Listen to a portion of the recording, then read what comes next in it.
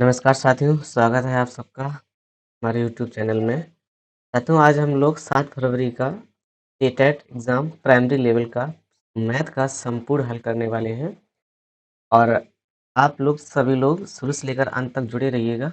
और निश्चित तौर पे अगर आप इस वीडियो को देखेंगे तो 8 फरवरी को सेम पेपर आने वाला है।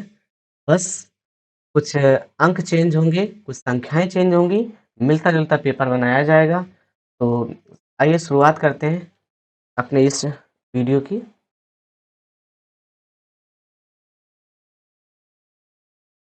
चलिए देखिए साथियों, पहला सवाल है हमारा, अंकों 1, 5, 0, 7 का एक ही बार प्रयोग करके सबसे बड़ी 4 अंक की संख्या तथा सबसे छोटी 4 अंक की संख्या में अंतर है।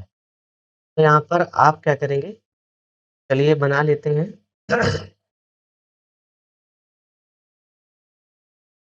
तो सबसे बड़ी संख्या बनाते हैं।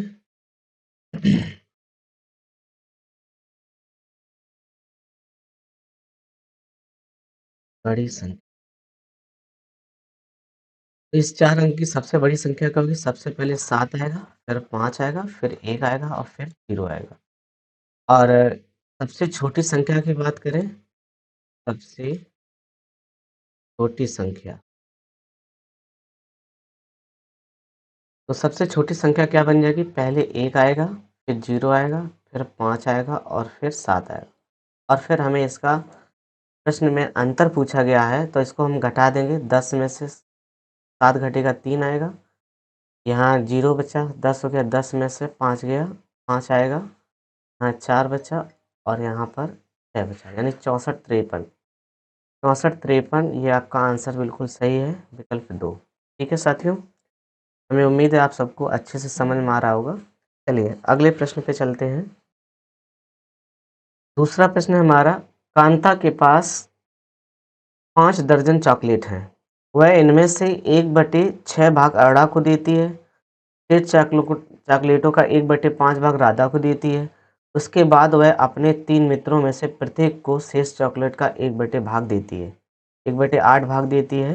कांता के पास अब कितनी चॉकलेट शेष है? तो देखिए, 5 दर्जन का मतलब कितना हुआ? 5 दर्जन बराबर, 1 दर्जन में 12 होती, तो 12 गुणे 5 बराबर 60, यानी कि कुल उसके पास 60 चॉकलेट थी। अब 60 में से उसने क्या किया? 60 का 1/6 भाग अरड़ा को दिया, 1/6 भाग अरड़ा को दिया। ठीक है, इसके बाद में 6 धाई 60, 10 बार कटा, यानी कि 60 में से 10 कम हो गया तो कितना बचा? 50। और 50 का 1/5 भाग उसने राधा को दिया, 5 से काटेंगे 10 बार, तो 50 में से 10 कम हो गया, कितना बचा? 40। और इसके बाद में उसने 3 मित्रों को 1/8 भाग दिया है, तो कितने मित्रों को? 3 मित्रों को दिया है 1/8 भाग। और 8 से काटेंगे, 8 पंच 40, 5 तिया 15, तो 60 माइनस यहाँ कितना हो जाएगा? 10, 10, 20 और 5 तिया का गुणा कराएंगे, कितना हो जाएगा? 15, तो ये कितना हो जाएगा? 35। और 35 माइनस कर देंगे तो कितना आ जाएगा आपका? 25। तो ये आपका आंसर है 25।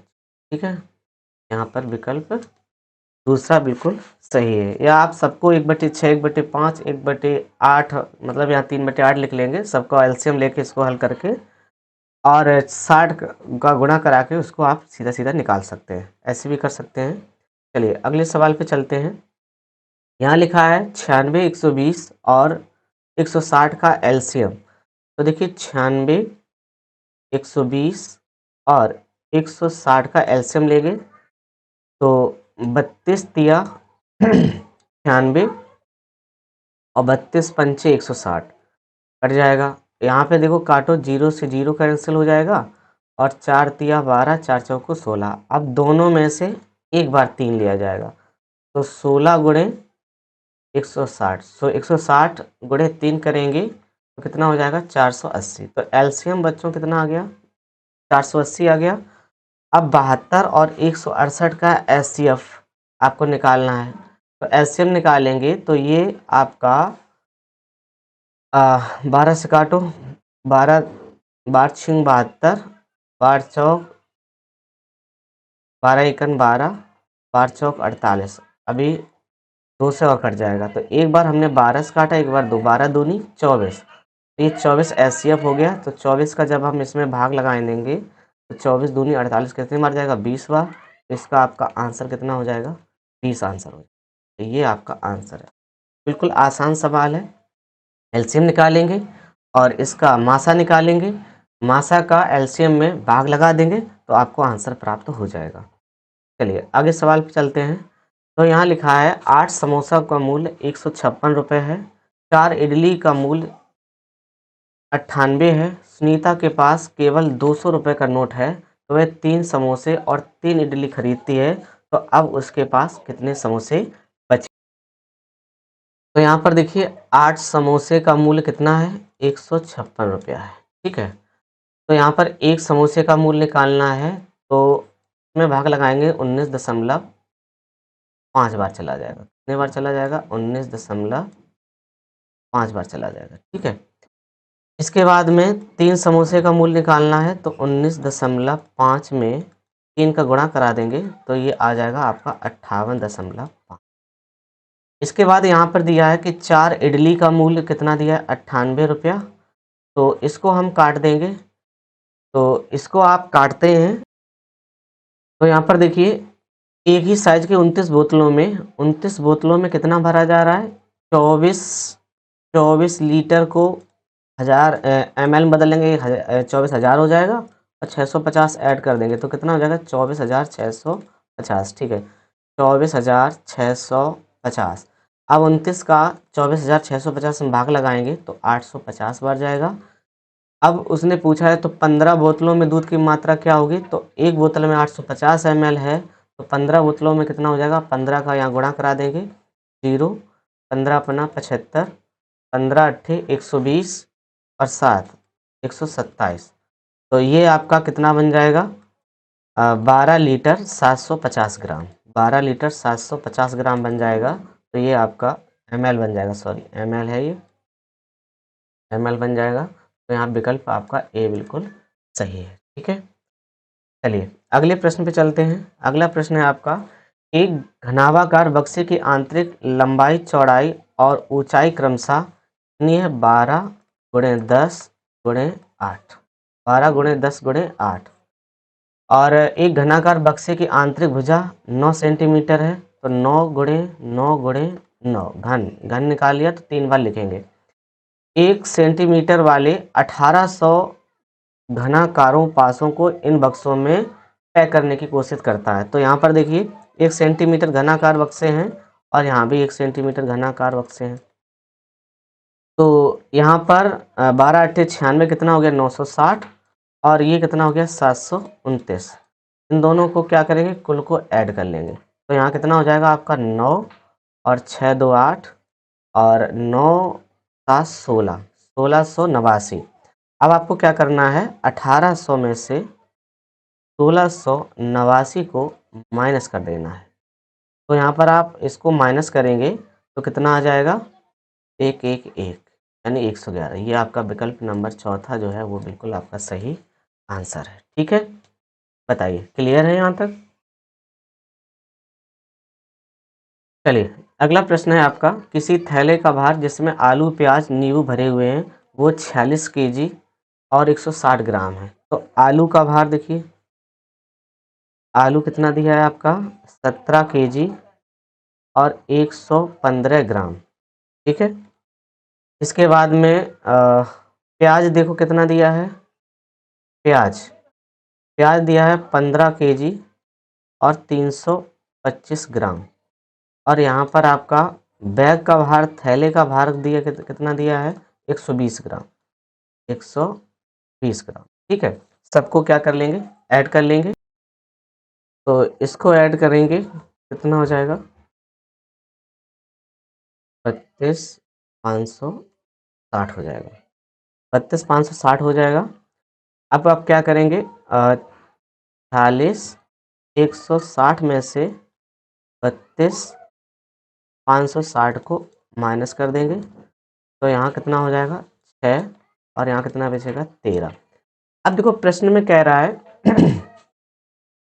प्रश्न में कह रहा है कि यदि 30 नींबू का भार 1 केजी है, यानी कि 1 केजी बराबर कितने हैं 30 नींबू, तो 13 केजी बराबर कितने हो जाएंगे 30 गुणे 13, यानी कि 13 39 390 हो गए।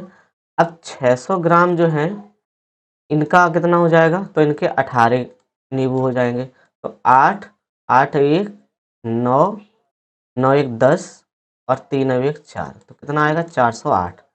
आपका विकल्प दूसरा सही है 408। ठीक है। हाँ, कुछ लोग कहते 600 ग्राम का कैसे निकाला, भाई देखो 600 ग्राम का कैसे निकालेंगे, आप ये बताओ आधा केजी है 500 ग्राम, 500 ग्राम के लिए आपका कितना हो जाएगा 13 नींबू हो जाएंगे कि नहीं हो जाएंगे,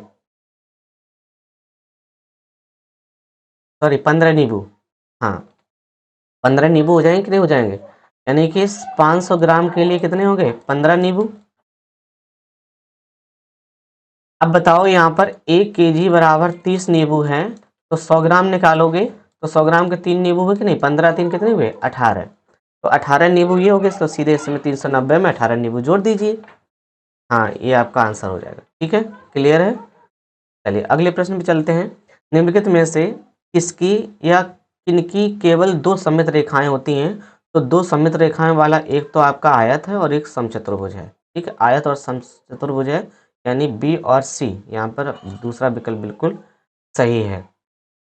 सममित रेखाएं वाले बहुत सवाल आपको पढ़ाए हैं और 100% कहा था यहाँ से सवाल मिलेगा, और एक नहीं भाई दो दो सवाल आए हैं यहाँ से। देखिए, निम्न में से किस अक्षर में घूर्णन सममित है परंतु रेखा सममित नहीं है, तो यहाँ देखिए एम भी है, ओ भी है, एक्स भी है, ये नहीं है, जेड नहीं है, तो यहाँ का आपका तीसरा आंसर बिल्कुल सही हो जाएगा। चलिए अगला प्रश्न है, एक पंचभुज वाली पिरामिड में निम्न में से कितने शीर्ष और फलक होते हैं। हाँ तो इसमें कितने होते हैं, 6 फलक होते हैं और 6 शीर्ष होते हैं, तो विकल्प आपका कौन सा सही है, तीसरा वाला सही है, 6 शीर्ष और 6 फलक। ठीक है, चलिए आगे प्रश्न पे चलते हैं।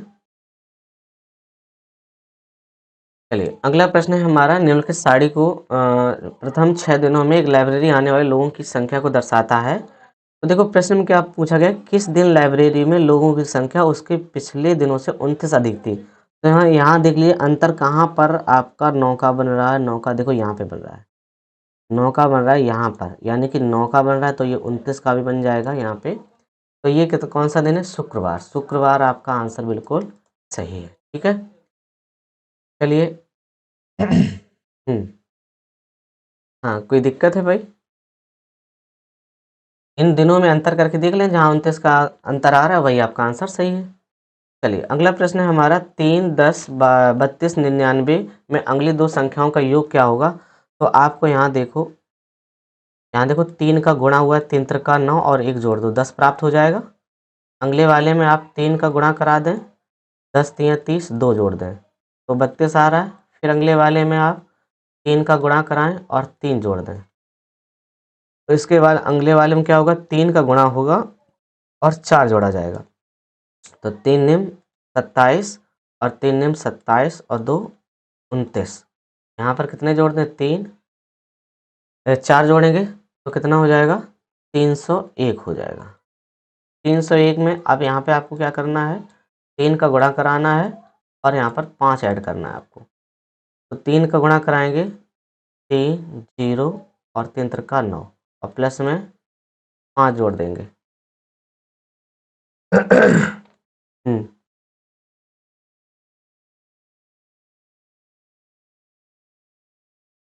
हाँ तो ये कितना हो जाएगा आपका 908, ये आपका 908 हो जाएगा। अब उसने ये पूछा इन दोनों का योग पूछा है, तो 301 और 908 इनको जोड़ दीजिए आप, तो 8 1 9 0 9 3 12 1209 आ रहा है, यानी कि विकल्प नंबर दूसरा सही है। बस इसमें इतना ही ज़्यादा बढ़ा दिया है कि इन दोनों का जो संख्या आएंगे उनका योग पूछ दिया गया है। ठीक है, बाकी सेम सवाल हैं। चलिए अगला प्रश्न है, 12 और 49 के बीच सभी अभाज्य संख्याओं का योग कितना होगा। तो हमें सभी अभाज्य संख्याएं देखनी है 12 और 49 के बीच में, तो देखिए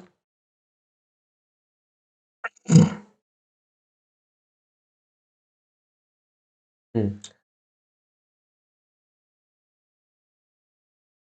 तो देखिए पहली संख्या आपकी 13 हो गई, प्लस 17 प्लस 19 प्लस 23,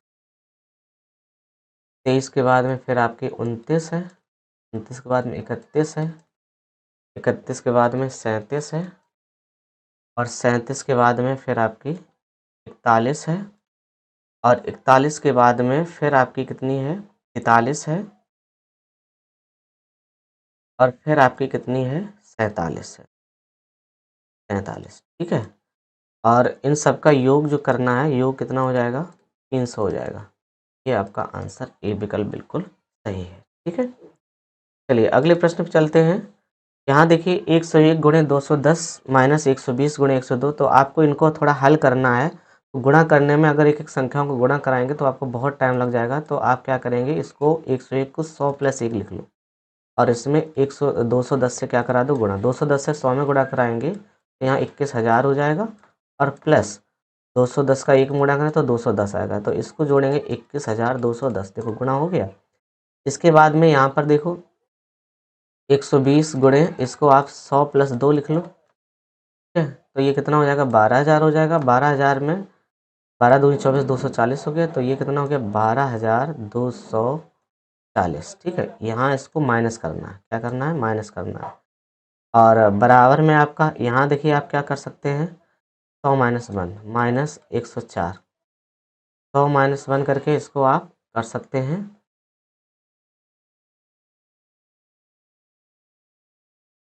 100 माइनस 1 और गुणे 104। इसको आप करेंगे तो कितना हो जाएगा, 104 माइनस 104 और डबल जीरो में से 104 आप माइनस कर देंगे। तो यहाँ पर 10 में से 4 गया, 6 बचा, और 9 बचा यहाँ पर, और यहाँ पर कितना बचा, 3, 3, और यहाँ पर आपका 10, 10 306। ठीक है। और यहाँ पर माइनस का x, कोष्टक में क्या है उसको x मान लेंगे। ओके। तो यहाँ पर आप इनको माइनस करेंगे तो बताइए कितना आ रहा है, इनका जो अंतर आएगा कितना आएगा, 8,970, 8,970। और यहाँ पर आपका अच्छा यहाँ 2 आ रहा है। ठीक है। तो आप 10,296 में से 8,970 क्या कर देंगे, माइनस कर देंगे, तो 6 आ जाएगा। तो घटाएंगे तो कितना आपका बच रहा है, 1326। ठीक है। 13 एक्स का मान आपका निकल आएगा 1326। एक्स का मान कितना आ जाएगा, 1326। ठीक है। यानी कि 10,296 माइनस करेंगे 8,970, तो आपका 1300 ही आ जाएगा। ओके। चलिए आगे बढ़ते हैं। अब देखिए 15 सवाल आपके ये सॉल्यूशन वाले थे, और 15 सवाल आपके पेडागोजी के हैं। तो आइए देखते हैं पेडागोजी के 13 सवाल। चलिए क्वेश्चन नंबर 46 देखिए, निम्नलिखित में से कौन सा प्राथमिक विद्यालय के गणित में सबसे कम वांछनीय है, यानी कि सबसे कम जरूरी चीज क्या है, गणित विचारों को सम्मिलित करते हुए वास्तविक जीवन की परिस्थितियों का संबंध बनाना। ये सही बात है। कार्य पुस्तिका में कलन विधि आधारित प्रश्नों को हल करना। देखिए कलन विधि यहाँ जरूरी नहीं है। कक्षा में समस्या समाधान पर खुली चर्चा, हाँ ठीक है। कक्षा में अंतर्देशीय अवधारणाओं पर प्रोत्साहित करना, ये भी सही है। यहाँ पर विकल्प आपका जो है दूसरा वाला सही है। सबसे कम वांछनीय है कार्य पुस्तिका में कलन विधि आधारित प्रश्नों को हल करने के लिए देना। चलिए अगला प्रश्न है आपका, निम्नलिखित में से कौन सा या कौन से गणित में आकलन के सामाजिक दृष्टिकोण के संदर्भ में उपयुक्त है। बच्चों के स्कूल के बाहर अनुभव का आकलन लाना, ठीक है। मानकीकृत टेस्ट बनाना, नहीं। विभिन्न संस्कृतियों में लोक प्रचलित प्रणालियों फोक एल्गोरिथम का उपयोग करना, हाँ ये सही है। ए और सी सही है। विकल्प आपका चौथा वाला सही जाएगा, ए और सी। चलिए अगला प्रश्न है, निम्नलिखित में से कौन सा गणित में संदर्भात्मक समस्याओं के विषय में सबसे कम उपयुक्त है। ये बच्चों की गणितीय निर्देशन क्षमताओं को विकसित करने में सहायता कर सकती है। इनको हल करते समय बच्चे सही उत्तर प्राप्त करने में ध्यान केंद्रित करने लगते हैं। हाँ, इन्हें कक्षा में हुए हाल ही में अनुभव जैसे भ्रमण, कला, विज्ञान, सामाजिक अध्ययनों में चर्चा के व्युत्पन्न किया जा सकता है। सही है, ये बच्चों के जीवन से करीब से समझ ठीक है। यहाँ पे विकल्प जो आपका 2 है, इनको हल करते समय सही उत्तर प्राप्त करने पर ध्यान केंद्रित करने लगते हैं। तो इसमें पूछा गया संदर्भात्मक समस्याओं के विषय में सबसे कम उपयुक्त क्या है? आपका दूसरा वाला आंसर सही है, ठीक है। और हाँ, देखिए पेपर को हल करते समय आप अपने अनुसार ना सोचें, बच्चे के अनुसार सोचें। दूसरी चीज़ क्या है, आप सीटेट जो आपका एग्ज़ाम बोर्ड एग्ज़ाम ले रहा है आपका, उसके अनुसार सोचना है। अगर आपने अपने अनुसार वहाँ दिमाग लगाया थोड़ा, तो आप गलत कर सकते हैं, ठीक है। चलिए अगला प्रश्न है आपका, निम्नलिखित अभिकथन ए तथा कारण बी के रूप में चिह्नित करना है। आंकड़ों का निरूपण और विश्लेषण का परिचय प्राथमिक स्तर पर दिया जाना और उसको उच्च प्राथमिक स्तर पर सशक्त करना महत्वपूर्ण है, ठीक है। आंकड़ों का विश्लेषण प्राथमिक स्तर पर बच्चों द्वारा मुख्यतः पढ़े गए गणितीय तथ्यों को अनिश्चित प्रकृति के विपरीत उन्हें सूचना की अनिश्चितता और परिवर्तनशीलता के प्रति अभिदर्शित करता है।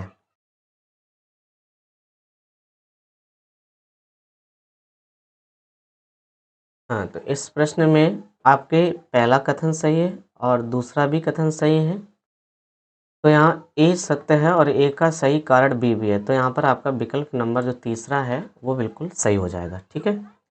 चलिए अगले प्रश्न पे चलते हैं। तो अगला प्रश्न है हमारा, एनसीईआरटी की सिफारिश के अनुसार कक्षा 3 के विद्यार्थियों के लिए निम्नलिखित में से कौन सा अधिगम प्रतिफल अपेक्षित नहीं है?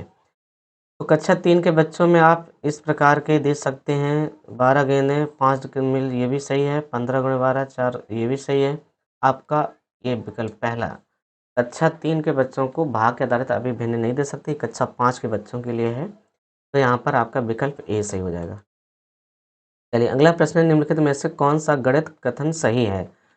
गणित केवल अवलोकन और प्रयासों पर होता है, केवल शब्द है, ये नेगेटिव पॉइंट हो गया। पूर्ण संख्याओं के लिए शून्यक एक गुणात्मक तत्समक कहलाता है, नहीं। भाग की क्रिया संक्रिया के लिए क्रम विनिमय नियम सत्य है, ये भी गलत है। और पूर्ण संख्या के लिए शून्य योजक तत्समक कहलाता है, हाँ ये सही है। तो यहाँ पर आपका विकल्प चौथा वाला बिल्कुल सही है। चलिए क्वेश्चन नंबर 52 देखिए, गणित में प्राथमिक स्तर की पाठचर्या पर केंद्रित होती है। गणित में प्राथमिक स्तर की पाठचर्या किस पर केंद्रित होती है? लेखन कलन विधि, नहीं। रटन तो है ही नहीं। पाठ्यपुस्तकों के प्रश्नों को हल करने में, नहीं। पहला विकल्प सही है आपका, जिज्ञासा पोषित करने में। अगला प्रश्न है, एक बच्चा 503 को 5003 लिखता है, यह दर्शाता है कि बच्चे को नहीं पता है कि संख्याएं कैसे लिखी जाती है, ये गलत है। बच्चा स्थानीय मान की अवधारणा को नहीं जानता, यही विकल्प आपका सही हो जाएगा, ठीक। आगे पढ़ने की जरूरत नहीं है। चलिए आगे देखिए क्वेश्चन, वैन हीले के ज्यामितीय चिंतन के स्तरों के अनुसार निम्नलिखित में से कौन सा स्तर दो संबंधों को निरूपित करता है? बहुत इंपॉर्टेंट वैन हीले, बार बार कहते हैं, हर बार प्रश्न पूछा जाता है। देखिए फिर भी वैन हीले से क्वेश्चन पूछा गया है। एक बच्चा आकृतियों की पहचान वर्गीकरण केवल उनके आकार अथवा दिग विन्यास के आधार पर करता है, तो ये 0 लेवल पे है। एक बच्चा दी गई ज्यामिति के आकृति सामान्य गुणों का अनौपचारिक रूप से निगमन कर सकता है, इन गुणों के बीच में संबंधों को देख सकता है, इनमें सक्षम है, तो यही वाला विकल्प सही हो जाएगा। संज्ञानात्मक अभिगृहित व्यवस्थाओं को समझकर सब नहीं, एक बच्चा समान दिखने वाले आकृतियों की वर्गीकरण नहीं कर सकता, ये गलत है आपसे, ठीक है। विकल्प यहाँ दूसरा बिल्कुल सही है। चलिए अगला प्रश्न है आपका, निम्नलिखित में से कौन सा गणित शिक्षण अधिगम में स्थानीय या सांस्कृतिक ज्ञान के समावेश का सबसे उपयुक्त उदाहरण है? पाठ्य पुस्तकों में केवल परंपरागत प्रणालियों में दिए जाने अवकलन को सम्मिलित करना है, विभिन्न संस्कृतियों के शिक्षार्थियों के लिए उपचारात्मक शिक्षण, और विभिन्न व्यवसायों और समुदायों लोगों के द्वारा दिए जाने वाली गणना, विभिन्न प्रणालियों के उदाहरणों को सम्मिलित करना, और विभिन्न संस्कृतियों के चित्रों के साथ रंगीन पाठ्य पुस्तकें। हाँ, तो यहाँ पर आपका आंसर जो बिल्कुल सही है वो विभिन्न व्यवसायों और समुदायों के लोगों द्वारा उपयोग की जाने वाली गणना की विभिन्न प्रणालियों के उदाहरणों को सम्मिलित करना है। चलिए अगला प्रश्न है, राष्ट्रीय शिक्षा नीति 2020 के मुख्य मार्गदर्शक सिद्धांतों में से एक है, सभी विद्यार्थियों द्वारा खालिस्तान तक मूलभूत साक्षरता और संख्या ज्ञान प्रदान करना सर्वोच्च प्राथमिकता है। ये कक्षा 3 तक के बच्चों के लिए है। चलिए अगला प्रश्न है, प्राथमिक कक्षा की गणित की एक अध्यापिका अपनी कक्षा में अलग-अलग आकार वाली जार लेकर आती है, जिनमें से एक में पानी भरा है। वह लंबे पतले जार में पूरा पानी छोटे चौड़े जार में डालती है। उसके बाद वह प्रश्न पूछती है, किस जार में ज़्यादा पानी आ सकता है? यह गतिविधि पढ़ाने के लिए सबसे उपयुक्त है। आयतन के प्रकलन सूत्र का नहीं, आयतन और उसका संरक्षण ठीक है, हो सकता है। तरल पदार्थों के माप की मानक इकाइयों की अवधारणा नहीं है।